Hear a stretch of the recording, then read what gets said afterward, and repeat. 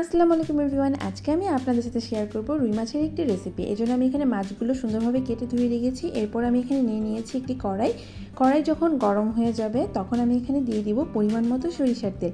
আমি কিন্তু ম্যাক্সিমাম রান্নাই সরিষার তেল দিয়ে করে থাকি, কারণ সরিষার তেল সয়াবিন তেলের থেকে অনেক ভালো। তেল গরম হয়ে যাওয়ার পর আমি এখানে দিয়ে দিলাম পরিমাণ মতো পেঁয়াজের কুচি। তারপরে আমি এখানে দিয়ে দিলাম পরিমাণ মতো লবণ, দিয়ে আমি সুন্দরভাবে নাড়াচাড়া করে নিচ্ছি।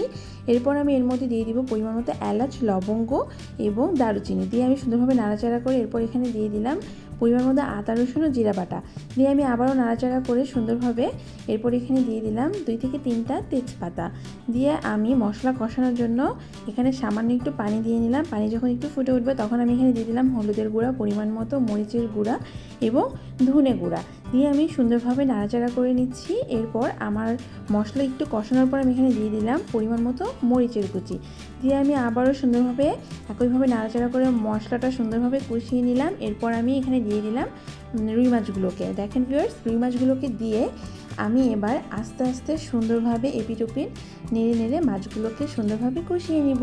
মাছগুলো কষানোর জন্য আমাকে অবশ্যই 4 থেকে 5 মিনিট ওয়েট করতে হবে। এই জন্য আমি এখানে সুন্দরভাবে ঢাকনা দিয়ে ঢেকে দিয়েছি এবং 4 থেকে 5 মিনিট পর আমি দেখেন ঢাকনাটি সরিয়ে আমি এবার একটু পানি দিয়ে দিব, কারণ আমি একটু ঝোল রাখবো মাছে, এই জন্য আমি পানি দিয়ে নিলাম। এবার 2 থেকে 3 মিনিট পর আমি আবারও ঢাকনাটি সুন্দরভাবে উঠিয়ে এবার সুন্দর করে আবারও নাড়াচাড়া করে নিচ্ছি। ভিউয়ার্স দেখেন আমার তরকারিটি কিন্তু অলমোস্ট হয়ে গিয়েছে। তো আমি এভাবে সুন্দরভাবে নাড়াচাড়া করে আমি নিচ্ছি এবং আমার তরকারিটি হয়ে গিয়েছে। এবার আমি সুন্দর একটি বাটিতে আমি ঢেলে তরকারিটি পরিবেশন করব। আমার ভিডিওটি ভালো লাগলে অবশ্যই শেয়ার করে দিবেন এবং অবশ্যই একটু ফলো করে দিবেন এবং আমার চ্যানেলটি অবশ্যই সাবস্ক্রাইব করে দিবেন। ধন্যবাদ।